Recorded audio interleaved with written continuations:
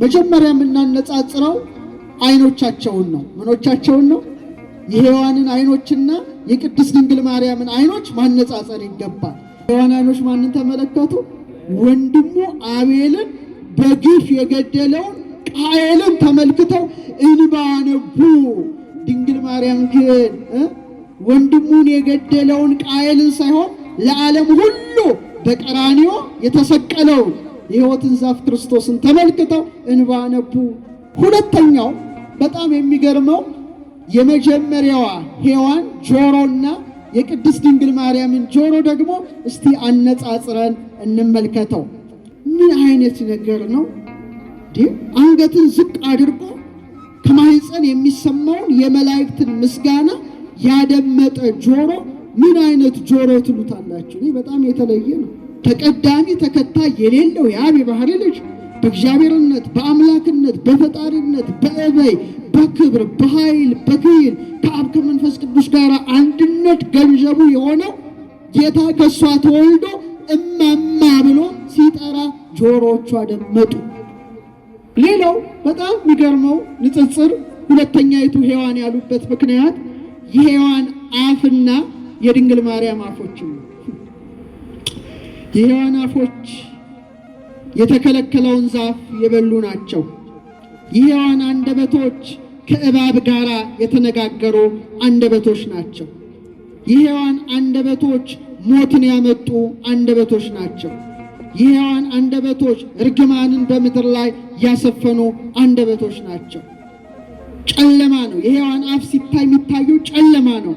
የድንግል ማርያም አፎች ግን እጅግ የተለዩ ናቸው። በሔዋን ምክንያት ያዘነ የተከዘ ማንነት የተለወጠው በሷ ነው ይላል። ለምን? እናት በመሆኗ አለ። ለእናቶች መመኪያ ናት አለ። እናቶች እየሰማችሁ ነው? እናት በመሆኗ ለእናቶች መመኪያ ናት። ደናግል አድምጡ። ድንግል በመሆኗ ደግሞ ለደናግል መመኪያ ናት አለ። ወይ ሰው እናት ይሆናል ወይ ድንግል ይሆናል። ከሴት ከወንድ ተገኘች እንጂ ወንድ ከሴት አልተገኘም። ይሄ ትልቅ በሴቶች ዘንድ ሐዘንን የፈጠረ ክስተት ነበር። ከድንግል ማርያም ወዲህ ግን ታሪኩን የተገለበጠው ሁለተኛይቱ ሔዋን ናት። ዛሬ ወንዶች ተነስታችሁ ሴቶችን እናንተ እኮ የተገኛችሁት ከኛ ነው ብትሉ የመልስ ምቱ ከባድ ነው። ምንድነው የመልስ ምቱ? በከመ አውፃ ብእሲ ብእሲተ እንበለ ብእሲ ብእሲትን ያውፃት ብእሲ እንበለ ዘርአ ብእሲ ይላል አፈወርቅ። ወንድ አዳም ሴት ሔዋንን ያለ ሴት ሲያስገኝ ድንግል ደግሞ ጌታን ያለ አባት ወለደች። ወሃሎ ዕዳ ላዕለት ዝምዳ አንስት፣ በሴቶች ዘንድ ዕዳ ነበረ። ወበእንተዝ ኮነት ፈዳይተ ዕዳሃ ለሔዋን፣ በዚህ ምክንያት የሔዋንን ዕዳ የከፈለች ማናት? ድንግል ማርያም ናት። ስለዚህ ሴቶች ደስ ይበላችሁ፣ አሁን ከፍ አላችሁ፣ ርስት መውረስ ቻላችሁ። ርስት መውረስም አይቻልም። ርስታችንን ያሳጣችን የመጀመሪያዋ ሴት ሔዋን ነበረች። የአምላክ እናት ንዕድ ክብርት የሆነች ድንግል ማርያም ከሔዋን ጋራ ከአዳም ጋራ እንዴት እንደምትነጻጸር መጽሐፍ ቅዱስ እንዴት አድርጎ በአምሳል እንደገለጣት ማየት ይሆናል። ሔዋንን እዚህ ጋር አስቀምጠን በግራ ጎን ድንግል ማርያምን በቀኝ አድርገን እስቲ ሁለቱን በሚገባ እናነጻጽራለንና እግዚአብሔር አምላክ ምስጢሩን ጥበቡን ለሁላችንም ይግለጥልን።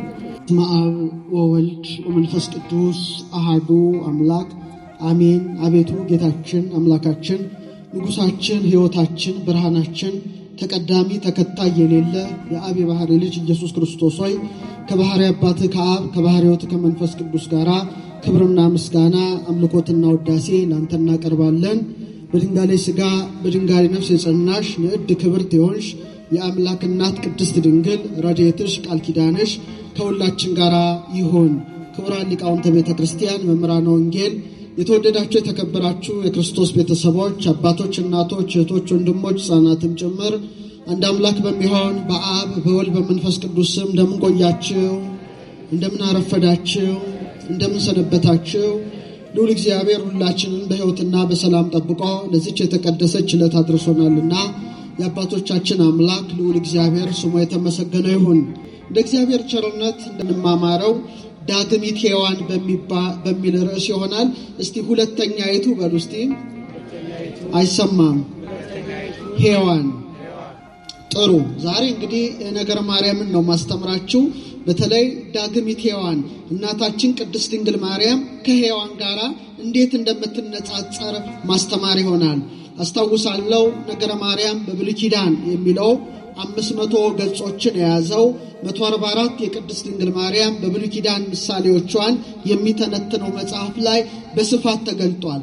ዛሬ ረድኤተ እግዚአብሔርን አጋዥ አድርጌ እዛ ላይ ያለውንም ሊቃውንት ያመሰጠሩትንም የአምላክ እናት ንዕድ ክብርት የሆነች ድንግል ማርያም ከሔዋን ጋራ ከአዳም ጋራ እንዴት እንደምትነጻጸር መጽሐፍ ቅዱስ እንዴት አድርጎ በአምሳል እንደገለጣት ማየት ይሆናል። እግዚአብሔር አምላካችን ምስጢሩን ጥበቡ እንዲገልጥልን ቅዱስ ፈቃድ ይሆንልን። እስቲ ያልታረሰችው በሉ እስቲ አዳም የተገኘባት ድንግል ምድር። ይህ እንግዲህ እናታችን ቅድስት ድንግል ማርያም የተገለጠችበት ታላቁ ምሳሌ ነው። የክብር ባለቤት ልዑል እግዚአብሔር በኦሪት ዘፍጥረት ምዕራፍ 1 ቁጥር 26 ላይ ንግበር ሰብአ በአርአያነ ወበአምሳሊነ ሰው በመልካችን እንደ ምሳሌያችን እንፍጠር ብሎ አዳም አባታችንን ከምድር አፈር አበጀው ይላል። በኦሪት ዘፍጥረት ምዕራፍ 2 ቁጥር 7 ላይ ምን ይላል? በስድስተኛው ቀን እግዚአብሔር አምላክ አዳምን ከምን አፈር አበጀው? ከድንግል ምድር አፈር አበጀው። በአፍንጫውም ሕይወትን እስትንፋስ እፍ አለበት ይላል። ይሄ ማለት ታላቅ ምስጢር ነው። ነቢየ እግዚአብሔር ሙሴ ይህን ነገር ሲጽፈው እጅግ ረቂቅ ምስጢርም እያስተላለፈበት ነበረ። እንግዲህ አዳም የተገኘባት ድንግል ምድር በጣም ትገርማለች። ዘር አልወደቀባትም፣ አልታረሰችም፣ አልተኮተኮተችም። እግዚአብሔር አምላክ ከድንግል ምድር ማንን ፈጠረ? ቀዳማዊውን አዳምን ፈጠረ። ይሄ ማለት ሊመጣ ሊገለጥ ላለው ታላቅ ምስጢረ ስጋዌ ጥላ ነበረ። ቀድሞ አባታችን ያለ ዘር ያለ ሩካቤ ከድንግል ምድር እንደተገኘ ሁለተኛው አዳም የተባለው ማን ነው? የኔና የናንተ ጌታ ኢየሱስ ክርስቶስ ነው።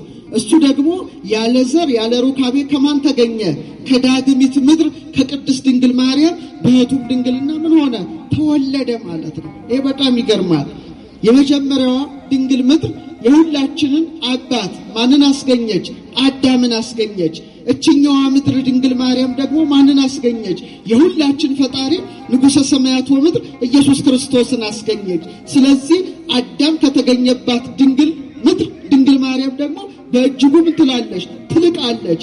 ያቺ የሁላችን አባት አዳምን ስታስገኝ፣ እቺ ደግሞ አባ አዳምን የአዳምን ፈጣሪ ንጉሠ ነገሥት ተቀዳሚ ተከታይ የሌለው የአብ ባህሪ ልጅ ኢየሱስ ክርስቶስን በሕቱም ድንግልና ምን ሆነች? ወለደች ማለት ነው። ያቺ አዳም የተገኘባት ድንግል ምድር ምንም አይነት መኮትኮት ምንም አይነት የገበሬ ነገር እንዳልተከናወነባት ድንግል ማርያምም ልማደ አንስት ሳይደርስባት ዘራብስ የወንድ ዘር ሳይወድቅባት ዳግማዊ አዳም ሁለተኛው አዳም የተባለ ማንን አስገኘች? ኢየሱስ ክርስቶስን አስገኘች። በጣም የሚገርመው ግን ያቺ አዳም የተገኘባት ድንግል ምድር አዳምን ካስገኘች በኋላ ሌላ አዳም ተገኝቶባታል? አልተገኘባትም። ሔዋን የተገኘችው ከምን ነው? ከአዳም ጎን ነው። የሰው ልጆች ሁሉ የምንገኘው ከማን ነው? አባትና እናት በሚያደርጉት ጾታዊ ግንኙነት ነው። ስለዚህ የመጀመሪያዋ ያቺ የታተመች ድንግል ምድር ከአዳም በቀር ሌላ አዳምን እንዳላስገኘች ድንግል ማርያምም ከዳግማዊ አዳም ከኢየሱስ ክርስቶስ በቀር ሌላ አልወለደችም። ጌታን ከመውለዷ በፊት ምን ነበረች? ድንግል ነበረች። ጌታንስ በወለደችው ጊዜ ድንግል ናት። ጌታንም ከወለደችው በኋላ በዘላለማዊ ድንግልና ጸንታ የኖረች በመሆኗ እናታችን ሁለተኛይቱ ሔዋን ድንግል ማርያም አዳም በተገኘባት ምድር ተመስላ ተገልጣለች ማለት ነው። ረድኤቷ በረከቷ አይደረብን። እንግዲህ ከዛ በመቀጠል አዳም ከድንግል ምድር ሲገኝ ለሱ እንደሱ ያለ ረዳት አልተገኘም። ያን ጊዜ ሥላሴ ሰው ብቻውን ይሆን ዘንድ መልካም አይደለም፣ የሚመቸውን ረዳትን እንፍጠርለት አሉ። በደንብ አስተውሉ ቃሉ። ሰው ብቻውን ይሆን ዘንድ ምን አይደለም? መልካም አይደለም። ምክንያቱም ሰዎች እንስሳት፣ አራዊት፣ አዕዋፍ ይመጣሉ። አዳም ስም እየሰየመ ይልክላቸዋል። ብቸኝነት ተሰማው። ምክንያቱም ሁሉ ሁለት ሁለት ሆኖ ነው፣ ጥንድ ጥንድ ሆኖ ነው የተፈጠረው። አዳም ሐዘን ተሰምቶታል ማለት ነው። ብቸኝነት ተሰምቶታል ማለት ነው። ስለዚህ ሥላሴ ምን አሉ? ሰው ብቻውን ይሆን ዘንድ ምን አይደለም? መልካም አይደለም፣ የሚመቸው ረዳትን እንፍጠርለት ብለው ከጎኑ ማንን ፈጠሩለት? ሔዋንን ፈጠሩለት። ኦርቶዶክሳውያን እዚህ ላይ ልብ ማድረግ ያለብን ነገር ሔዋን ለአዳም በምንድነው ረዳትነቷ? እስቲ ዝም ብላችሁ አስቡት። አሁን ሔዋን በኦሪት ዘፍጥረት ላይ ስታነቡ አዳምን በምን ረዳችሁ? በመውለድ። ኦኬ መውለድ ነው፣ እሳቱም ይዋለዳል። ምን ረዳት ትሆነዋለች? መንፈሳዊ ረዳት አልሆነችውም። ይልቁኑ አካለ ከይሲ ማደሪያ፣ ልሳነ ከይሲ መናገሪያ ያደረገው ለዲያብሎስ ቃል በመታመን በመገዛት የእግዚአብሔርን ቃል ሐሰት በማድረግ ዕፀ በለስም በልታ ለባሏ ለአዳም አብልታ በሰው ሁሉ ዘር ላይ ምን አመጣች? ሞትን፣ ውድቀትን፣ እንባን፣ ለቅሶን፣ ሰቆቃን ያመጣችው እንጂ ፈጽሞ አዳምን ልትረዳው አልቻለችም። እና ሊቃውንት አባቶቻችን ሲያስተምሩ ምንድነው ረዳት የተባለች ሕይወትን የሰጠ አብዮት የሆነውን ማንን ወለደች? ኢየሱስ ክርስቶስን የወለደች ደቂቀ አዳምን የአዳምን ልጆች ሁሉ በምልጃዋ ምትረዳ ማን ነበረች? ድንግል ማርያም ነበረች። በማን አብራክ ነበረች ማለት ነው? በአዳም በሔዋን አብራክ ነበረች ማለት ነው። ስለዚህ ረዳት የተባለችው ለጊዜው ሔዋን ስትሆን ፍጻሜው ግን ሁለተኛይቱ ሔዋን ድንግል ማርያም ነበረች። ለዚህ ነው ሊቁ ምን አለ? ረዳይተ ትሰመይ ቅድስት ድንግል ለአዳም ወለደቂቆ። ረዳትስ ረዳት ግን አዳምን ከልጆቹ ጋራ የረዳሽ ማናት? ድንግል ማርያም ናት። ሔዋን እሰይ ረዳአቶ፣ ሔዋን ግን አልረዳችውም። አላ ዳይሟ ሳተቶ፣ አሳሳተችው እንጂ። ወበሰባቱ ዓመት እምገነተ ተድላ ውጻቶ፣ ከ7 ዓመት የገነት ተላ ደስታ እንዲባረር አደረገችው። ማርያም ረዳይተ ኮነቶ፣ ድንግል ማርያም ግን ረዳትን ወለደችው። በደመ ወልዳ ዘተሳየጠቶ ወውስተ ገነት አባልቶ፣ ስጋውን የቆረሰ ደሙን ያፈሰሰ በከበረ ደሙ ፈሳሽነት ዓለምን ያዳነውን ኢየሱስ ክርስቶስን በመውለዷ ለሰው ልጆች ሁሉ ረዳት ሆና የተሰጠች ማናት? አረ ንገሩኝ። ሔዋን ናት? ድንግል ማርያም ናት? ድንግል ማርያም ናት። ተመልከቱ። ስለዚህ አባ ጊዮርጊስ ዘጋስጫ ምን አለ? አኮ ዘኮነቶ ረድኤተ፣ ረዳት አልሆነችው። አላ ኮነቶ ቀታሊተ፣ እንደውም የአዳም ገዳይ ሆነችው ይላል ማ? ሔዋን። ስለዚህ ሔዋን ስለ ድንግል ማርያም ተብላ ምን ሆና ተጠራች? ረዳት ተብላ ተጠራች። ስለዚህ እግዚአብሔር ባወቀ ለደቂቀ አዳም ረዳት ትሆን ዘንድ በምስጢር ድንግልን አመለከተ። ቃል ኪዳኗ አሁንም ረዳት ይሆናል። እንደውም ቅዱስ ያሬድ ምን ይላል? ለሐኮ ለአዳም መሬታዊ ወአርአየ በላዕሌሁ ማርያምሃ መሬተ ሰናይተ። እስቲ መሬታዊ በሉ እስቲ። አይሰማም። መሬታዊ አዳምን ፈጠረ፣ በእርሷ ላይ መልካማ መሬት ድንግል ማርያምን አሳየ ካለ በኋላ ማርያም እሰተሃቱም ትካት ውስተ ከርሱ ለአዳም ከመባህሪ ጻዳ። ማርያም ግን አለ ከጥንት ጀምሮ በአዳም ባህሪ ውስጥ እንደ ነጭ ዕንቁ ትታይ ነበር ይላል። እንደ ነጭ ዕንቁ ትመላለስ ነበረ። ያቺ ነጭ ዕንቁ የደፈረሰ ባህር ውስጥ ብትጥሏትም ጭቃው አያጠቁራትም። በደፈረሰው ባህር ውስጥ አብርታ እንደምትታይ ድንግል ማርያምም ሁለተኛይቱ ሔዋን አዳማዊ ኃጢአት ሳይደርስባት መርገመ ሥጋ መርገመ ነፍስ ሳይነካት እውነተኛውን ዕንቁ ኢየሱስ ክርስቶስን ወልዳ ምን ሆነች? ረዳት ሆነች። ስለዚህ ሥላሴ የሚመቸው ረዳት እንፍጠርለት አሉ። እሷም እናታችን ወላዲተ አምላክ ድንግል ማርያም ሆና በዘመነ ሐዲስ ተገልጣለች። በረከቷ ይደርብን። እንደገና አሁንም በዚህ አልቆምም። በአዳም አባታችን ላይ ምን ጣለበት? እንቅልፍ ጣለበት። ከጎኑ አንድ አጥንት ወስዶ ማንን ፈጠረ? አረ መልሱልኝ። ሔዋንን ፈጠረ። ታዲያ ሥላሴ ከአዳም ጎን አንድ አጥንት ወስደው ሔዋንን ሰርተው ሲሰጡት አጥንቷ ከአጥንቴ ስጋዋ ከስጋዬ ነው፣ ከወንድ ተገኝታለችና ሴት ትባል። ስለዚህ ሰው አባቱና እናቱን ይተዋል፣ ከሚስቱም ጋር አንድ ይሆናል፣ ይዋሃዳል፣ ሁለቱም አንድ ስጋ ይሆናሉ በማለት አካሉ እንጂ ባዕድ አለመሆኗን መሰከረ። ይሄ ለጊዜው ነው። እስቲ ልብ አድርጋችሁ አስተውሉ። ከአዳም ጎን ማን ተገኘች? ሔዋን ተገኘች። ግን አዳም ሔዋንን ሲያስገኝ አካል ጎደለው? አልጎደለውም። 24 ትሪብስ ነው። አንተም ያለ አንቺም ያለ ሁሉም ምንም አካል አልጎደለው። አዳም ሔዋንን ሲያስገኝ ምንም አይነት አካል እንዳልጎደለ ሁሉ ሁለተኛይቱ ሔዋን ዳግሚት ሔዋን የተባለች ቅድስት ድንግል ማርያምም ዳግማይ አዳም የተባለ ኢየሱስ ክርስቶስን በወለደችው ጊዜ ማኅተመ ድንግልናዋ ምን አልሆነም? አልጎደለም። በጣም እኮ ይገርማል፣ በጣም ይገርማል። ለዚህ ነው ቅዱስ ቄርሎስ ምን ይላል? በከመ ይሐጽ አጽመ ገብሁ ለአዳም ድኅረ ጸአተ ሔዋን እምኔሁ ከማሁ ይሐጽ ማኅተመ ድንግልና ለድንግል አመ ወለደቶ ለኀበ አዳም በሥጋዌሁ። ቀድሞ አዳም አለ ሔዋንን ሲያስገኝ ምንም አይነት የአካል መጉደል እንዳላገኘ ሁሉ ቅድስት ድንግል ማርያም ደግሞ የአዳምን ፈጣሪ በሥጋ በወለደችው ጊዜ ማኅተመ ድንግልናዋ ምን አልሆነም? አልጎደለም። ስለዚህ የአዳም ጎን ሆና የተገለጠች ማን ነበረች? ቅድስት ድንግል ማርያም ነበረች። ረድኤቷ በረከቷ አይደርብን። ሌላው በጣም አስገራሚው አዳም ሔዋን ከጎኑ ስትገኝ ህመም ተሰምቶታል? ምንም አይነት ህመም አልተሰማውም። እንደውም አዳም አንቀላፍቶ ተኝቶ ነበረ። ምንም አይነት ህመም ሳይሰማው ከጎኑ ሔዋን እንደተገኘች በተመሳሳይ መልኩ እናታችን ቅድስተ ቅዱሳን ድንግል ማርያምም ጌታን በቤተልሔም በወለደችው ጊዜ ምን አልሆነችም? ሕማመ ወሊድ አልተሰማትም። ሴቶች የሚሰማቸውን ጻር፣ ጋር፣ ጭንቅ፣ ምጥ፣ ጩኸት የለባትም። ምሳሌው ነው። ወበከመ ኢያሕመሞ ለአዳም ሶበ ተነቅለ አጽመ ገብሁ ከማሁ ይረከባ ሕማመ ወሊድ ለእመ አምላክ ገሊላዊት ይላል ቅዱስ ቄርሎስ።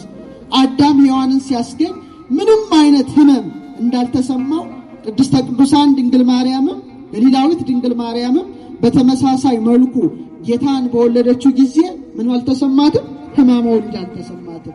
ስለዚህ አስቀድሞ እግዚአብሔር ምሳሌዋን በአዳም ምሳሌዋን በሔዋን ላይ ያተመባት ዳግሚት ሔዋን ሁለተኛይቱ ሔዋን የተባለች ማን ነበረች? ድንግል ማርያም ነበረች። አሁን የቤተ ክርስቲያን ሊቃውንት በቴዎሎጂው ሰከንድ ኢቭ ይሏታል። ሁለተኛይቱ ሔዋን ወይም ዘኒው ኢቭ አዲሲቱ ሔዋን ይሏታል። ድንግል ማርያም መጠሪያዋ በጣም ብዙ ነው። አንዱ መጠሪያዋ ዳግሚት ሔዋን፣ ሁለተኛይቱ ሔዋን ወይም አዲሲቱ ሔዋን። ሊቃውንት ይሄንን ሊሉበት የቻሉት ምክንያት ለምሳሌ ቅዱስ ጳውሎስ በአንደኛ ቆሮንቶስ ምዕራፍ 15 ቁጥር 21 ጀምራችሁ እስከ 22 ብታነቡ አዳምንና ክርስቶስን ያነጻጽራል። ባለመታዘዝ ምክንያት ሞት በማን መጣ? በአዳም መጣ። ሕይወት ደግሞ በማን ተገኘ? በሁለተኛው አዳም በክርስቶስ ተገኘ። ስለዚህ ኢየሱስ ክርስቶስ ምን ተብሎ ተጠራ? ሁለተኛው አዳም። እስቲ በሉት ሁለተኛው አዳም። እስቲ ድገሙት ሁለተኛው አዳም። ኢየሱስ ክርስቶስ ሁለተኛው አዳም ከተባለ ድንግል ማርያም እናቱ ደግሞ ምን ትባላለች? ሁለተኛይቱ ሔዋን ትባላለች። በጣም ብዙ ቴዎሎጂያን የነገረ መለኮት ተንታኞች ሁሉ አዲሲቱ ሔዋን እያሉ ጽፈዋል። ሁለተኛይቱ ሔዋን እያሉ ጽፈዋል። ለምሳሌ ሰማይቱ ጀስቲን የተባለ ታላቅ ሊቅ ሄሬኔዎስን መጥቀስ ይቻላል። የዮሐንስ ተማሪ የፖሊካርፕ ጓደኛ የሆነው ፓፒየስ ጽፏል። ያዕቆብ ዘንጽዊን ጽፏል። ቅዱስ ኤፍሬም ሶርያዊ ጽፏል። ያዕቆብ ዘስሩግ ጽፏል። ኤጲፋኒዎስ ጽፏል። ባስልዮስ ጽፏል። ጥንት የነበሩት ሊቃውንት በተለይ ደግሞ ከኢትዮጵያውያን ደግሞ አባ ጊዮርጊስ ዘጋስጫ ያሬድን ጨምረው ድንግል ማርያምን በሁለተኛይቱ ሔዋን በመመሰል በጣም የሚታወቅ ብዙ የነገረ መለኮት ጽሑፎች አሏቸው። እና ዛሬ እስቲ ሔዋንንና ድንግል ማርያምን እናነጻጽራቸው። ማንንና ማንን? ሔዋንና ጳውሎስ ጌታን ከአዳም አነጻጽሮ ሁለተኛው አዳም ካለ እኔና እናንተ ደግሞ በዛሬው ትምህርታችን ላይ ሔዋንን እዚህ ጋር አስቀምጠን በግራ ጎን ድንግል ማርያምን በቀኝ አድርገን እስቲ ሁለቱን በሚገባ እናነጻጽራለንና እግዚአብሔር አምላክ ምስጢሩን ጥበቡን ለሁላችንም ይግለጥልን። መጀመሪያ የምናነጻጽረው አይኖቻቸውን ነው። ምኖቻቸውን ነው? የሔዋንን አይኖችና የቅድስት ድንግል ማርያምን አይኖች ማነጻጸር ይገባል። ይህን ስናነጻጽር የሔዋን አይኖች የምኞት አይኖች፣ የፍትወት አይኖች ሆነው ተገልጠዋል። የድንግል ማርያም አይኖች ደግሞ የትህትና አይኖች፣ የንጽህና አይኖች፣ የቅድስና አይኖች፣ የሃይማኖት አይኖች፣ የምግባር አይኖች ሆነው ተገልጠዋል። የሔዋን አይኖች የግራ አይን ሆነው ተገልጠዋል። የድንግል ማርያም አይኖች የቀኝ አይን ሆነው ተገልጠዋል። የሔዋን አይኖች የጨለማ አይኖች ሆነው ተገልጠዋል። የድንግል ማርያም አይኖች ደግሞ የብርሃን አይኖች ሆነው ተገልጠዋል። መጽሐፍ ቅዱስ ስለ ሔዋን አይን እንዲህ ብሎ ይጽፍልናል። በኦሪት ዘፍጥረት ምዕራፍ 3 ቁጥር 6 ላይ የምኞት አይን፣ የስግብግብነት አይን፣ ስለነበራት ስለ ሔዋን እንዲህ አለ። ሴቲቱ ዛፉ ለመብላት ያማረ እንደሆነ ለዓይንም የሚያስጎመጅ እንደሆነ አየች ይላል። ምን አለች? አየች። እግዚአብሔር አትብሉ ያለውን ዛፍ እሷ ደግሞ ፍትወት ጸንቶባት፣ ምኞት ጸንቶባት፣ ፈቲው ጸንቶባት እሷ እንደውም የሚያስጎመጅ ሆኖ ተመለከተችው። ስለዚህ ዓይኗ ምን ሆኗል ማለት ነው? ረክሷል ማለት ነው፣ ቆሽሿል።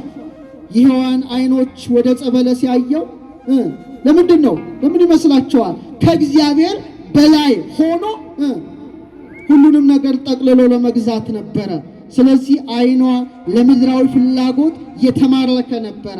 እስቲ ወደ እመቤታችን ወደ ቅድስት ድንግል ማርያም ዓይኖች እንምጣ። አቤት የድንግል ማርያም ዓይኖች እንዴት አይነት ዓይኖች ናቸው!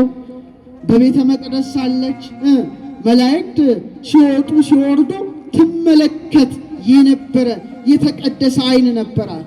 ዓይኖቿ ነውር ነቀፋ አልነበራቸውም። የኢሳይያስን መጻሕፍት ያነቡ ነበረ። ሁሌ ፊቷን ዓይኗን ወደ ምስራቅ አድርጋ የእግዚአብሔርን መምጣት ትጠባበቅ ነበረ። እነ ዘካርያስ ሲያመሰግኑ ታያቸው ነበረ። የድንግል ማርያም ዓይኖች በጣም የተቀደሱ ናቸው። እንደውም ምን አለች? እግዚአብሔር አየኝ አለች። የባሪያይቱን ትሕትና ምን ብሏል? ተመልክቷልና ብላ የተናገረች የትሕትና ዓይን የነበራት ነበረች። ረድኤቷ በረከቷ አይለርብን። ለዚህ ነው በተቀደሰ ስዕሏ ላይ የድንግል ማርያም ዓይኖች ሲሳሉ ጎላ ተደርገው ነው የሚሳሉት። ጎላ ተደርገው ከንፈሯ ትንሽ ሆኖ ይሳላል። ዓይኗ ደግሞ ጎላ ተደርጎ የሚሳለው ምንድን ነው? በሃይማኖት፣ በምግባር፣ በንጽህና፣ በቅድስና የመላ ዓይን ነበራት። በረከቷ አይደረብን። ዛሬም እኔና እናንተ በእናትነት ዓይኗ ሁሌ ትመለከታለች። የሔዋን ዓይኖች ግን የታወረ ዓይኖች ነበሩ። የበለስን ቅጠል የተመለከቱ ዓይኖች ነበሩ። እንደውም የሔዋን ዓይኖች በጣም የሚገርመው ዕፀ በለስን ከበላሽ በኋላ ለአዳምም ካበላሽ በኋላ መጽሐፍ ቅዱስ ምን ይላል? የሁለቱም ዓይኖቻቸው ተከፈቱ፣ ራቁታቸውን እንደሆኑ አወቁ ይላል። ምን እንደሆኑ? የሔዋን ዓይኖች የአዳምን እርቃን ነው የተመለከቱት። የምንን እርቃን? የእሷን እርቃንነት፣ ራቁትነት። ከዛ ተደብቃ ምን ውስጥ ገባች? ዛፉ ቅጠል ውስጥ ገባች። አዳምን በተመሳሳይ መልኩ። ስለዚህ የሔዋን ዓይኖች መከፈታቸው ምንድን ነው? ሞትን ነበረ ያመጣው፣ ጭንቀትን ነበረ ያመጣው፣ ተስፋ መቁረጥን ነበረ ያመጣው። የቅድስት ድንግል ማርያም ዓይኖች ደግሞ ማንን ነው የተመለከቱት? እግዚአብሔርን ነው የተመለከቱት። ሔዋን አይታ ራቁትነቷን ተመልክታ ስትሸሽ፣ እናታችን ቅድስት ድንግል ማርያም ደግሞ ምልዕተ ጸጋ ሆና ያቺ ከእግዚአብሔር ስትሸሽ፣ እችኛዋ ደግሞ ራሱ እግዚአብሔርን በሕቱም ድንግልና ወልዳ በደረቷ ታቀፈችው። አመስግኗት እችን እናት። ያቺ ከእግዚአብሔር ሸሸች ራቁቷን እንደሆነ፣ እች ግን ምልዕተ ጸጋ ሆና ማንን አቀፈችው? ራሷ እግዚአብሔርን አቀፈችው። በጣም ይገርማል። የመጀመሪያዋ ሔዋን በዓይኖቿ ዕፀ በለስን ነበር የተመለከተችው። እችኛዋ ሔዋን አዲሲቱ ሔዋን ድንግል ማርያምን ዕፀ በለስን ሳይሆን ዕፀ ሕይወትን የተመለከተችው። ዕፀ ሕይወት ማን ነው? ኧረ መልሱ። የሞት ዛፍን ሳይሆን የሕይወት ዛፍን ቀራንዮ ዕፀ ሕይወት መስቀል ስር ቆማ ልጇን በፍቅር ዓይን የተመለከተች፣ በሐዘን ዓይን የተመለከተች ነበረች። ስለዚህ በእውነት ያቺ የተከለከለውን ዛፍ ስትመለከት፣ ይህቺ ደግሞ በጎልጎታ የተተከለውን ዛፍ ዕፀ ሕይወት መስቀልን ተመለከተች። አቤት የእመቤታችን ዓይኖች ምን አይነት ዓይኖች ናቸው! ምን አይነት የተቀደሱ ዓይኖች ናቸው! የሔዋን ዓይኖች ማንን አዩ? ደም አፍሳሹን ቃየልን ተመለከቱ። ወንድሙን የገደለውን ማለት ነው። ከቃሉ ጋር ናቸው። የሔዋን ዓይኖች ማንን ተመለከቱ? ወንድሙ አቤልን በግፍ የገደለውን ቃየልን ተመልክተው እንባ አነቡ። ድንግል ማርያም ግን ወንድሙን የገደለውን ቃየልን ሳይሆን ለዓለም ሁሉ በቀራንዮ የተሰቀለውን የሕይወትን ዛፍ ክርስቶስን ተመልክተው እንባ አነቡ። ታዲያ ዓይኖቿ የተቀደሱ ነበሩ። እንደ ሔዋን የተከለከለውን ዛፍ ሳይሆን ራሱ የሕይወት ዛፍን ኢየሱስ ክርስቶስን የተመለከተ ዓይኗ ክብር ይገባዋል። አመስግኑ። ለዓይኗ ክብር ይገባዋል። ስለዚህ ኤፍሬም ሶርያዊ ምን ይላታል? አንድ መጽሐፍ አለው፣ ብርህት ዓይን ይላታል። እስቲ በሉ ሔዋን የጨለማ ዓይን ይላታል፣ የታወረ ዓይን። ሰው ለምሳሌ ዓይኑ ከታወረ ምን ይሆናል? እንቅፋት ይመተዋል፣ ይወድቃል፣ አደጋ ይደርስበታል። በሔዋን ምክንያት የጨለመው ዓለም አሰናካይ ገጠመው አለ፣ ጣዖት ገጠመው አለ፣ ሰው ሁሉ ወደ ሲኦል ጣለው አለ። ድንግል ማርያም ግን ብርህት ዓይን ሆና እውነተኛውን ብርሃን ኢየሱስ ክርስቶስን ስለወለደች የእሱ ዓይን ይላል ቀኝ ዓይን ነው ይላል። ቀኝ ዓይን ነው፣ የቀና ዓይን ነው፣ በብርሃን የተመላ ዓይን ነው ይላታልና እናታችን ድንግል ማርያም ዓይኗ ከማጋ ተነጻጸረ? ከሔዋን ጋራ ተነጻጸረ። ሁለተኛው በጣም የሚገርመው የመጀመሪያዋ ሔዋን ጆሮና የቅድስት ድንግል ማርያምን ጆሮ ደግሞ እስቲ አነጻጽረን እንመልከተው። ሞት የገባበት ጆሮ፣ ሕይወት ከገባበት ጆሮ፣ ጨለማ ከገባበት ጆሮ፣ ብርሃን የገባበት ጆሮ አቤት ሲነጻጸር ራሱ እንዴት አይነት ነገር ነው! እስቲ የሁለቱን ጆሮ እንመልከት። የሔዋን ጆሮ የማንን ድምፅ አደመጠ? የሰይጣንን ድምፅ አደመጠ። የቅድስት ድንግል ማርያምስ ጆሮ? አረ መልሱልኝ! አረ መልሱልኝ! የመልአኩ የቅዱስ ገብርኤልን ብስራት አደመጠ። በጣም ይገርማል። ሔዋን ጆሮዋን ከፈተች። ለማን ከፈተች? ቅድም እንዳልኩት ምቀኛ ለሆነው፣ ትዕቢተኛ ለሆነው፣ አካለ ከይሲ ማደሪያ፣ ልሳነ ከይሲ መናገሪያ ያደረገው ለጨለማው አበጋዝ ጆሮዋን ከፈተች። ምክሩን ማድመጥ ጀመረች። ቅድስት ድንግል ማርያም ግን የሐሰትን ምክር ለመስማት ጆሮዋን አልከፈተችም። እሷ ዓይናችሁ ይከፈታል ብሎ ሐሰትን ለተናገረው መልአክ ጆሮዋን አልከፈተችም። የድንግል ማርያም ጆሮ የተከፈቱት ከእግዚአብሔር ለተላከው ለማን ነበረ? ለቅዱስ ገብርኤል ነበረ። ያ ማን አድሮበታል? ዲያብሎስ አድሮበታል። ይሄኛውም አልኮታል፣ እግዚአብሔር ልኮታል። በጣም የተለያዩ ጆሮዎች ናቸው። በጣም የተለያዩ ጆሮዎች ናቸው። በሔዋን ጆሮ ምን ገባ? ሞት ገባ። ሞት ፈሰሰ። ያ ሁሉ የሞት መልእክት እኔና እናንተን ጠርጎ አጠፋ። በድንግል ማርያም ጆሮ ደግሞ ጸጋን የተመላሽ ደስተኛይቱ ደስ ይበልሽ ብሎ ሊቀ መላእክት ቅዱስ ገብርኤል ብስራቱን በጆሮዋ አስገባ። አቤት የእመቤታችን ጆሮ ምን አይነት የተከበረ ጆሮ ነው! ሞት የገባበት የሔዋን ጆሮ አይደለም። ሕይወት የገባበት፣ ሰላም የገባበት፣ ብስራት የገባበት የእግዚአብሔር ልጅ ሰው እንደሚሆን ታላቁ የምስጢረ ሥጋዌ ምስጢር የተነገረበት ደጅ ሆኖ ተገለጠ። ጆሮዋ ምን ሆኖ ተገለጠ? የእግዚአብሔር ደጅ ሆኖ ተገለጸ። ዳዊት ለዚህ ነው ምን ይላታል? ስምዒ ወለቴ ወርኢ ወአጽሚ ዝነኪ፣ ልጄ ስሚ አድምጪ፣ ርእሲ ዝበኪ ወቤተ አቡኪ፣ ወገንሽን የአባትሽን ቤት ምን በይ እርሺ ይላታል፣ አድምጪ ይላታል። ለምን? እስመ ፈትወ ንጉሥ ስነኪ፣ ንጉሥ ደምግባትሽን ወዷል። እሱ ማን ነው? አረ መልሱ! እግዚአብሔር ነው። አድምጪ ይላል። የድንግል ማርያም ጆሮዎች ሞትን ያመጣውን እባብ የሚያደምጡ አልነበሩም። ብስራትን ያመጣውን የገብርኤልን ሰላምታ የሚቀበሉ ስለሆኑ እርሺ ይላል። ዘመድሽን እርሺ፣ ቤትሽን፣ ወገንሽን እርሺ። ማን ውበትሽን ወዷል? እግዚአብሔር ውበትሽን ወዷል። እግዚአብሔር ነጸረ ሁሎ ዓለመ ወይረከበ ማርያም ዘከማኪ እመ። እግዚአብሔር አለ ሊቁ ዓለምን ሁሉ ተመለከተ፣ ማርያም እንዳንቺ ያለች እናት አላገኘም። ኪያሁሰ ጽጌ ዘእምከርስኪ ተቀስመ፣ አበባ የተባለ ክርስቶስ ከማኅፀንሽ ተለቀመ። ዳዊት አመረኪ ዘይብል ቅድመ፣ ስምዒ ወለቴ ወርኢ ዳግመ፣ እስመ ፈትወ ንጉሥ ስነኪ አዳመ። እግዚአብሔር በዳዊት አድሮ ልጄ ስሚ፣ አድምጪ፣ ወገንሽን የአባትሽን ቤት እርሺ ብሎ አመልክቶሻልና። አቤት የድንግል ማርያም ጆሮዎች! ጸጋን የተመላሽ ደስተኛይቱ ደስ ይበልሽ የሚል የሕይወትን ሰላምታ የደስታን ሰላምታ የሰማ ጆሮ ነበረ። ኦርቶዶክሳውያን ሔዋን እግዚአብሔር ትእዛዝ አዘዘ፣ ይህን አትብሉ አትብሉ፣ በቃ አትብሉ አለ፣ አትብሉ ነው። እሷ ግን ተጠራጠረች። እግዚአብሔርን ተጠራጥራ እግዚአብሔርን ሐሰተኛ አድርጋ በጆሮዋ በሰማችው የሐሰት መልእክት ዲያብሎስን እውነተኛ አደረገች። ድንግል ማርያም ግን እውነተኛውን ብስራት ከቅዱስ ገብርኤል ሰማች። መጨረሻ ምን አለች? ይኩነኒ በከመ ትቤለኒ፣ እንደ ቃል ምን ይሁንልኝ ይሁንልኝ ይደረግልኝ በማለት ተቀበለችው። አቤት የድንግል ማርያም ጆሮዎች! ተውት። እሱ በጣም የሚያስደንቀው ጌታን ጽንሳ ሳለ እንደ ሔዋን አጋንንት ድምፅ ነው ስትሰማ ያኖረች።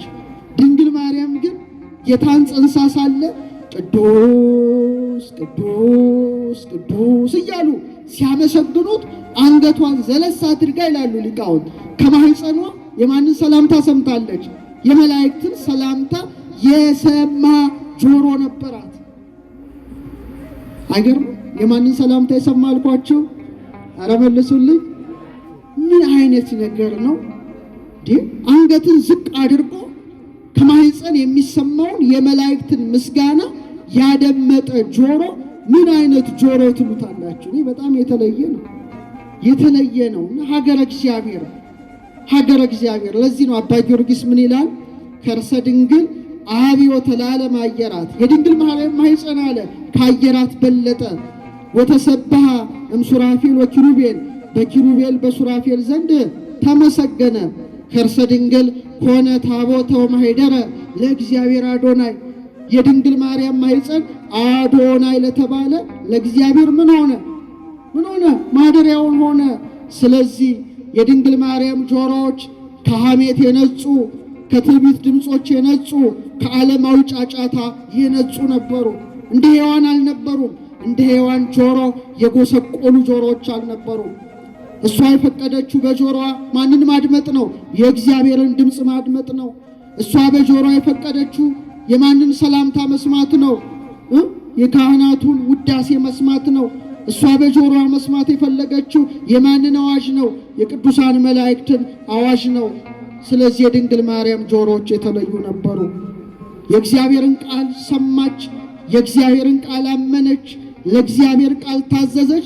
ራሱ ቃል እግዚአብሔርን ጸንሳ ተገኘች፣ ስግው ቃልን። ስለዚህ ጆሮዋ የስጋዊ በሮች ነበሩ። በጆሮ አይደል ሰምታ የጸነሰች ነው? አይደለም። ይኩነኒ በከመ ትቤለኒ፣ አደመጠች፣ እንደ ቃል ይሁንልኝ ይደረግልኝ። እኔ ግን የሚገርመው እሱ አይደለም። በጣም የሚገርመው የጆሮዎቿ ነገር ከሁሉም እኔ በጣም እገረማለሁ። ለምን መሰላችሁ? ተቀዳሚ ተከታይ የሌለው የአብ የባህሪ ልጅ በእግዚአብሔርነት፣ በአምላክነት፣ በፈጣሪነት፣ በእበይ፣ በክብር፣ በኃይል፣ በክይል ከአብ ከመንፈስ ቅዱስ ጋር አንድነት ገንዘቡ የሆነው ጌታ ከእሷ ተወልዶ እማማ ብሎ ሲጠራ ጆሮዎቿ ደመጡ። ድንቅ እኮ ነው። ቅዱስ ቄርሎስ ምን ይላል? እግዚአብሔር በዘመነ ሥጋዌው እናቴ ብሎ ይጠራታል። ምን ብሎ ጠራት? ቆይ አንተ እናትን ማን ብለህ ነው የምትጠራው? እማ አይደለትም? እናቴ ብለህ እንደምትጠራት ራሱ እግዚአብሔር እናቴ ብሎ የጠራት እሷን ብቻ ነው። ምን አይነት ነገር ነው? ምን አይነት ያስደናቂ ጆሮ ትምህርት! እንደው ምን ይላል እሱ ሲጨምር ሉቃስን ሲተረጉም ነው ለይቀ በበህቅ እንዘ ይትየዘዝ ለአዝማዲሁ ተይቲሙ ወለይቲሙ ይላል። ለእናቱ እየታዘዘ በየጥቂቱ ሲያድግ በናዝሬት ገሊላ ጌታዬና ልጄ ትለው ነበር ይላል። በአንድ ጊዜ ምንና ምን? ጌታዬና ልጄ። ማን ነው እግዚአብሔርን ልጄ ብሎ መጥራት የሚደፍር? ሁሌም ጌታዬ፣ አምላኬ፣ ንጉሴ፣ አባቴ ወዘተርፈ ትላለ እንጂ ልጄ ልትላት ጌታዬ ትለዋለች ይላል። አምላኳ ስለሆነ ልጄ ትለዋለች፣ ልጇ ስለሆነ። እሱም ደግሞ እናቴ ብሎ ይጠራል። ስጋን ተዋህዷል። እግዚአብሔር እናቴ ብሎ ሲጠራ የሰሙ ጆሮዎች ከቅድስት ድንግል ማርያም በቀር የማን ጆሮ ይገኛል? የማንም ጆሮ አይገኝም። ረድኤቷ በረከቷ አይደርብን። ስለዚህ እስቲ አብረን እንበል የድንግል ማርያም ጆሮዎች በሉ እስቲ። አይሰማም። የመለኮታዊ ጥበብ በሮች፣ መዳን የገባባቸው በሮች፣ የእምነት መተላለፊያዎች፣ የመታዘዝ መሳሪያዎች፣ የሔዋንን እርግማን የገለበጡ ጆሮዎች ናቸው። ሔዋን የሰማችው ምንድነው? በሕማም ለዲ ወሊደኪ ይኩን ምግባኪ በምትኪ በጻር በጋር በጭንቅ ውለጂ ነው። በቃ ምን አይነት ነገር ነው? አስጨናቂ እኮ ነው። ከዛ ፈቃድሽ ወደ ባልሽ ይሁን የሚል ነበር። እሷ ግን ጌታን ያለ ሕመም ወልዳ በቤተልሔም ስብሐት ለእግዚአብሔር በሰማያት ወሰላም በምድር ስምረቱ ለሰብ በሰማያት ለእግዚአብሔር ምስጋና ይሁን በምድርም ሰላም ሆነ የሚለው አጥንትን የሚያለመልም ምስጋናን በቤተልሔም ያደመጡ ጆሮቿ ክብር ይግባቸው ነው። አመስግናታ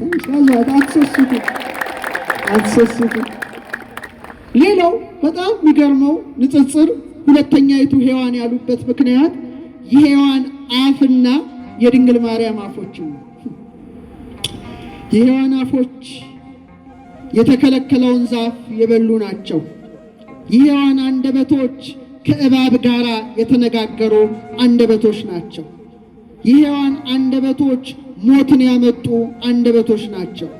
የሔዋን አንደበቶች እርግማንን በምድር ላይ ያሰፈኑ አንደበቶች ናቸው። ጨለማ ነው። የሔዋን አፍ ሲታይ የሚታየው ጨለማ ነው። የድንግል ማርያም አፎች ግን እጅግ የተለዩ ናቸው። ከማን ጋር ተነጋገሩ? ከቅዱስ ገብርኤል ጋር። ደግሞ የሚገርማችሁ ሔዋን ከዲያብሎስ ጋር ተነጋግራ ከባቡ ማለቴ ነው አምና ወዲያው በልታ ማብላቷ። የድንግል ማርያም ግን አስተዋይነት ተመልከቱ። መልአኩን ተከራከረችው፣ ዝም ብላ አላመነችም። መጨረሻ ለእግዚአብሔር የሚሳነው ነገር የለም ሲላት አይደለ እንደ ቃል ይሁንልኝ ይደረግልኝ አለችው። በቃ አቤት! ሔዋን ከእባቡ ጋር ባደረገችው መነጋገር የመጣው እርግማን ቅድስት ድንግል ማርያም ከቅዱስ ገብርኤል ጋር በመነጋገሯ ምን ሆነ? ተገለበጠ። እንደ ቃል ይሁንልኝ ይደረግልኝ ስትል እንዘ ኢያርቅ እምንበረ ስብሐቲሁ ውስተ ማኅፀነ ድንግል ሀደረ ሥጋ ኮኖ ተወልደ። አካላዊ ቃል ከሥጋዋ ሥጋን ከነፍሷ ነፍስ ነስቶ የዕለት ጽንስ ሆነ፣ አምላክ ሰው ሆነ፣ ሰው አምላክ ሆነ። ዲታ አይነት አስገራሚ ነገር ነው። እኔ ማኅፀኗ ነገር በጣም ይገርመኛል። ይህን ሳስብ እንዴት ከጽርሐ እግዚአብሔር የት ነው ያለው? ሲመልሱልኝ የት ነው ያለው? አባታችን ሆይ ምድር ላይ የለም ማለት ነው። ሰማይ ከምድር ከፍ እንዳለ እሱም ልዑል ነው ማለታችን ነው እንጂ ከጽርሐ አርያም በላይ ርዝመቱ፣ ከበርባሮስ በታች ጥልቀቱ፣ ከአድማስ እስከ ናጌብ ስፋቱ፣ ከምስራቅ እስከ ምዕራብ ርዝመቱ አይባልም። ሁሉን የሚወስን ማን ነው? እግዚአብሔር ነው። ይኩነኒ በከመ ትቤለኒ እንደ ቃል ይሁንልኝ ያለችው ያ የእምነት ቃል ግን ምንን አደረገ? ሰማይ ዙፋኔ ነው፣ ምድር የእግሬ መረገጫ ናት። ለእኔ ምን አይነት ቤት ትሰራላችሁ አለ እግዚአብሔር። ይገርማል። ምን አይነት ቤት ነው የምትሰራ? ሰማይ ዙፋኔ ነው፣ ምድር የእግሬ መረገጫ ናት። ለካ እግዚአብሔር አንድ ሰማይ ነበረው። ለካ እግዚአብሔር አንዲት ምድር ነበረችው። ሰማይ ዙፋኔ ነው እንዳለ ማኅፀኗን እንደ ዙፋን አድርጎ 9 ወር ከ5 ቀን ተቀመጠ። ምድር የእግሬ መረገጫ ናት እንዳለ እግሩ ተረገጣት 9 ወር ከ5 ቀን። ሁለተኛይቱ ሰማይ ሁለተኛይቱ ምድር ሆና ተገለጠች። ይኩነኒ በከመ ትቤለኒ በሚለው ቃል ብቻ እንደ ቃል ምን ይሁንልኝ ይሁንልኝ ይደረግልኝ። ለእግዚአብሔር የሚሳነው ነገር የለም። በጣም እኮ ነው የሚያስደንቀው። ኦ ድንግል ሶበ ኀደረ ውስተ ከርሥኪ እሳተ መለኮት ድንግል ያለ ሕርያቆስ እሳተ መለኮት ጌታ በማኅፀንሽ ባደረ ጊዜ ገጹ እሳት ነው፣ ልብሱ እሳት ነው፣ አካሉ እሳት ነው። እንደምን አላቃጠለሽ? ይህ ነው ኮንተምፕሌሽን ይባላል። ማሰላሰል ማሰላሰል። እንዴት አላቃጠለሽ? እንዴት ሆኖ 7 የእሳት መጋረጃ በማኅፀንሽ ሁሉ ተጋረደ፣ በቀኝ በግራ እንዘንስቲታ ባላንቲ ታናሽ አካል ስትሆን አስባችሁት? ኪሩቤል የሚንቀጠቀጡለት ያ ሰማያዊ ዙፋን በማኅፀንሽ አይቴኑ ተተክለ። ወዴት ተተከለ? ወዴት ቆመ? እንዘ ንእስት መርዓት አንቲ። ኪሩቤልም ብትጠይቁት ሱራፌልም ብትጠይቋቸው መልስ ሊኖራቸው አይችልም። በእናንተ ላይ የሚቀመጠው አምላክ ይኩነኒ በከመ ትቤለኒ ላለችው ለ15 ዓመቷ ብላቴና እንዴት መልስ የለም፣ መልስ የለም። እንደውም አባቶቻችን ሲያስተምሩ ኪሩቤል ሱራፌል 16 መላእክት ናቸው። 12ቱ ከውስጥ 4ቱ ከአፋ ስለሚታዩ ነው 40ቱ እንስሳ የሚባሉት እና የእግዚአብሔርን ዙፋን ተሸክመዋል። ሲሸከሙት ደግሞ በጣም አስፈሪ በሆነ ግርማ ዙፋኑን መንካት አቅቷቸው በእሳት ምሰሶ ደግፈው ኮቦር በሚባል ወንዝ ሳለ ለሕዝቅኤል ተገልጠውለታል። ሕዝቅኤል 1 አንቡ። ያስፈራል፣ ያስደነግጣል። እሷ ግን ያንን አምላክ ይኩነኒ በከመ ትቤለኒ ብላ በመነጋገሯ ብቻ በማህፀኗ የተሸከመች በጀርባዋ ያዘለች በክንዷ የታቀፈች በመሆኗ ድንግል ማርያም መላእክትን ጭምር በልጣቸዋለች። አልበለጠቻችሁ? በልጣለች? አልበለጠች? አባ ጊዮርጊስ ምን ይላል? አንቲ ተአቢም ኪሩቤል፣ አንቺ ከኪሩቤል ትበልጫለሽ። ወትፈደፍዲም ሱራፌል፣ ከሱራፌልም ትልቅ ያለሽ። እስመ ሱራፌል ወኪሩቤል በሰረገላ እሳት ይጸውርዎ። ሕዝቅኤል እንዳየ፣ ዳንኤል እንዳየ፣ ኢሳይያስ እንዳየ፣ ዮሐንስ አቡ ቀለምሲስ እንዳየ በእሳት ሰረገላ ልጅሽን ይሸከሙታል። ወደ ምጽናትዩ ዘእሳት ይጼኑ መንበሮ፣ ዙፋኑንም በፍርሃት ሆነው በእሳት ምሰሶ ይደግፉታል። አንቲ ሸጾርኪዮ በከርስኪ፣ አንቺ ግን ያንን አምላክ በማህፀንሽ ተሸከምሽው። በምን? በአንደበቷ ይኩነኒ በከመ ትቤለኒ ብቻ በማለቱ። ወሐቀፍኪዮ በአብራክኪ፣ በጉልበቶችሽ ታቀፍሽው። የሔዋን ጉልበቶች የሔዋን እግሮች ወደ ዕፀ በለስ ነው የገሰገሱት። የድንግል ማርያም እግሮች ግን ጌታዋን ያቀፉት። እየንተ ምጽናትዩ ዘእሳት አእዳውኪ ኮና፣ በእሳቱ ምሰሶች ፈንታ ምኖችሽ ተተኩ አለ፣ እጆችሽ ተተኩ አለ። እነዚያ ዙፋኑን በእሳት ምሰሶ ሲደግፉ፣ ድንግል ማርያም ግን ዓለምን የሚደግፈውን ጌታ ሕፃናት ናላ ያወርዳቸዋል ብለው በእጆቿ እንዲደግፉ በእጆቿ ደገፈችው። ክብር ለክንዷ፣ ክብር ለእጇ፣ ክብር ለማኅፀኗ፣ ለሁሉም ለሁሉም። ስለዚህ ከሔዋን ጋር ስትነጻጸር እንዲህ ውብ ሆና የተገለጠች ማናት? የአምላክ እናት ረድኤቷ በረከቷ ይደርብን። የሔዋን እጆች የስስት እጆች፣ የቅሚያ እጆች ነበሩ። ሞትን ያመጡ እጆች ነበሩ። ሞትን ለአዳም ያስተላለፉ፣ ሞትን ለሰው ዘር ያወረሱ እጆች ነበሩ። ከፍሬውም ወሰደችና ለባሏ ሰጠች ይላል መጽሐፍ። የድንግል ማርያም እጆች ግን የሕይወትን ዛፍ ኢየሱስ ክርስቶስን ለመታቀፍ የተዘረጉ ነበሩ። አቤት እጆቿ! የሔዋን እጆች በለስን ሲጨብጡ፣ የድንግል ማርያም እጆች ደግሞ የሕይወት ዛፍ ኢየሱስ ክርስቶስን ምን ሆኑ? ታቀፉ። የሔዋን እጆች ለባሏ የሞት ጽዋ፣ ለባሏ የመርገም ፍሬ ያቀረበ እጅ ነበረ። ድንግል ማርያም ግን አቤት አዳም ከሔዋን ሞትን ሲቀበል ከድንግል ማርያም እጆች ደግሞ ምንም ተቀበለ? ሕይወት ኢየሱስ ክርስቶስን ተቀበለ። ልብላችሁ አመስግኑት። የእመቤታችን ሁሉ የተዘረጉ በቃና ዘገሊላ ተዘርግተው ልጄ ሆይ ምን የላቸውም አለች? ወይን ጠጅ እኮ የላቸው። ዛሬም ስዕሏን ስትመለከቱ እጇ ወደ ማን የተዘረጋ ነው? ወደ ልጇ ወደ ክርስቶስ የተዘረጋ ነው። ክብር ለእጇ። ከሔዋን ጋር ሊነጻጸር አይችልም፣ አይችልም፣ አይችልም በእውነትና እጇ ያስደንቃል። መጨረሻ እግሮቿን ብቻ አንስቼ ትምህርቴን አበቃለሁ። የሔዋን እግሮች ወዴት ነው የገሰገሱት? ፍጠኑ። ወደ ዕፀ በለስ ነው የገሰገሱት። የድንግል ማርያም እግሮችስ ቅዱስ ገብርኤል ሲያበስራት ኤልሳቤጥን ለማገዝ ወዴት ገሰገሱ? ወደ ይሁዳ ከተማ በፍቅር የገሰገሱ እግሮቿ። አቤት የእመቤታችን እግሮች! አቤት የእመቤታችን እግሮች! የሔዋን እግሮች ወደ ሞት ዛፍ፣ የሔዋን እግሮች በኀፍረት ዛፍ ውስጥ ወደ መሸሸግ ከብርሃን ወደ ጨለማ ሲገሰግሱ፣ የድንግል ማርያም እግሮች ግን ሕይወት ኢየሱስ ክርስቶስን ይዛ በእግሯ ወዴት ተሰደደች? ወደ ግብፅ የተሰደዱ እግሮች ናቸው። በአንተና በሴቲቱ መካከል ጠላትነትን አደርጋለሁ፣ እርሱ ራስን ይቀጠቅጣል፣ አንተም ሰኮናው ትነድፋለህ። የእባቡን ራስ የቀጠቀጠውን ኢየሱስ ክርስቶስን የወለደች ከሷ በቀር ማን አለች? የሔዋን እግሮች በሰው ዘር ላይ ሞትን ሲያውጁ፣ ድንግል ማርያም ደግሞ የእባቡን ራስ የረገጠውን የቀጠቀጠውን ኢየሱስ ክርስቶስን በመውለድ በእውነት የድንግል ማርያም እግሮች ከብረው ታይተዋል። ስለዚህ ድንግል ማርያም በእውነት ረድኤቷ በረከቷ ይደረብን። እንደውም መልካሙን የምስራች የሚያወሩ እግሮቻቸው ንዑዳን ክቡራን ናቸው የሐዋርያት። ድንግል ማርያም እኮ ማንን የወለደችው? ሕይወት ራሱ ክርስቶስን ነው ወልዳ የሰጠችን። ስለዚህ አባቶቻችን ረዳይተ ትሰመይ ቅድስት ድንግል ለአዳም ወለደቂቁ፣ ሔዋንን አንፈልጋትም፣ እኛ የምንፈልጋት ማንን ነው? ድንግል ማርያምን ነው በማለት ያስተማሩ። ስለዚህ ኦርቶዶክሳውያን ሁለተኛይቱ በሉ እስቲ ድገሙት። ሁለተኛይቱ ሔዋን ዛሬ ለሔዋን ዘሮች ሁሉ መመኪያ ሆነች። እንደውም ምን ይላል ኤፍሬም ሶርያዊ? ብላቴናይቱ ድንግል ማርያም ያረጀች እናቷን ደገፈቻት አለ። እሷ ማናት? ሔዋን ናት።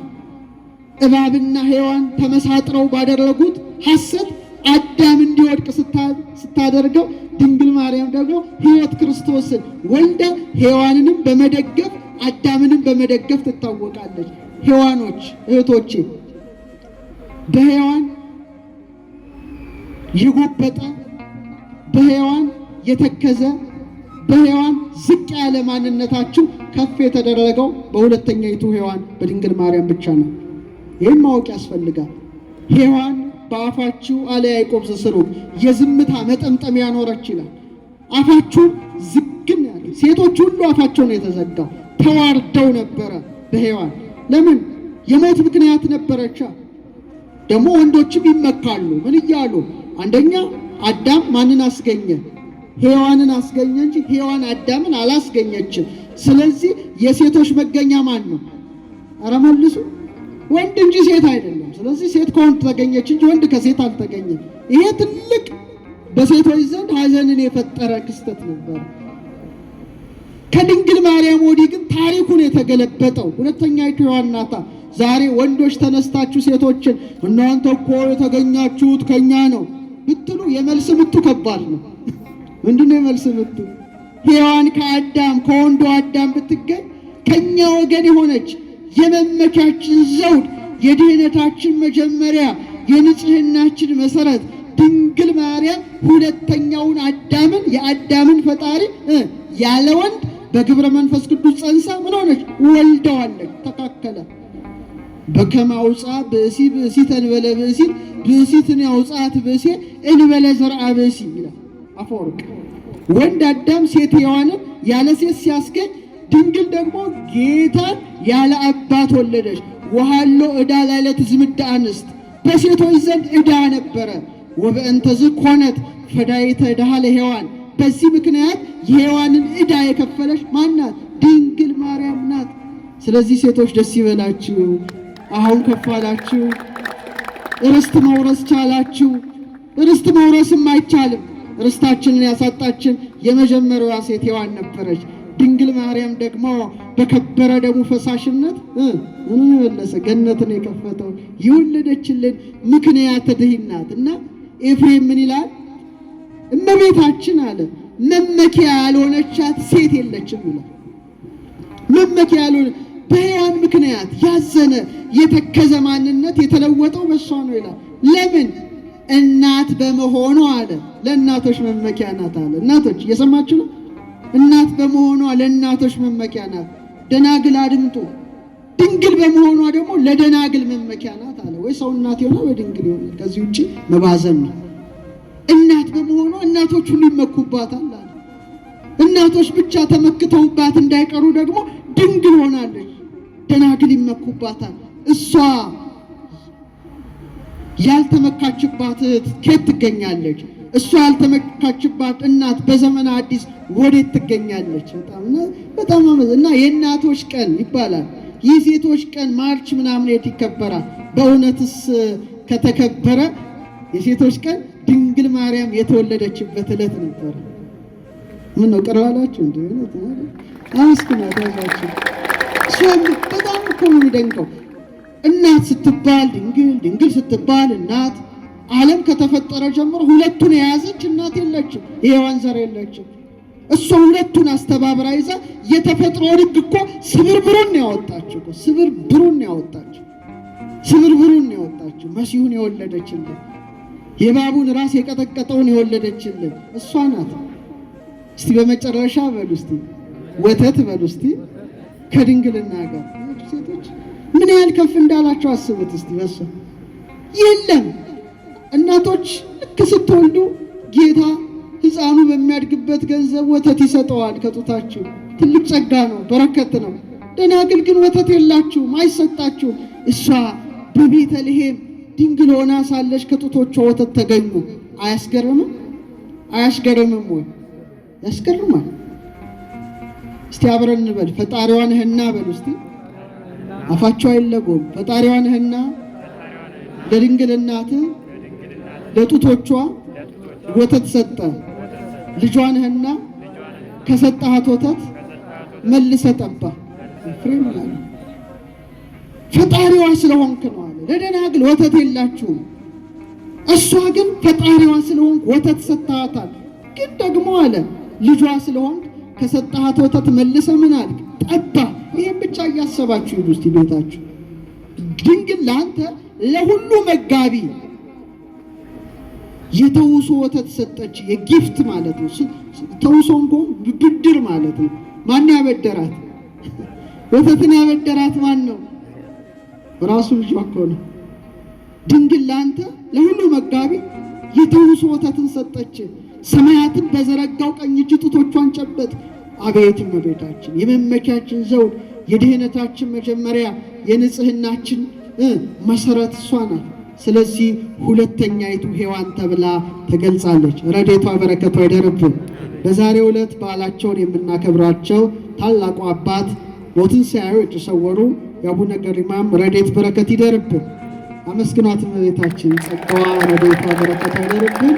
ስለዚህ ዛሬ ሴቶች እናቶቻችን፣ ሴቶች እህቶቻችን ምን ያህል መመኪያችሁ እንደሆነች ብቻ በማሰብ ቤታችሁ እየገሰገሳችሁ ውዳሴዋን እየጸለያችሁ መመኪያዬ ድንግል ማርያም በሔዋን ያነሰ ማንነታችን በአንቺ ከፍ ብሏል እያላችሁ ዕለት ዕለት በስዕሏ ፊት እንድትማጸኑ መንፈሳዊ መልእክት እናስተላልፋለን። ያስተማረን የመከረን የአባቶቻችን አምላክ ልዑል እግዚአብሔር ስሙ የተመሰገነ ይሁን። ወስብሐት ለእግዚአብሔር።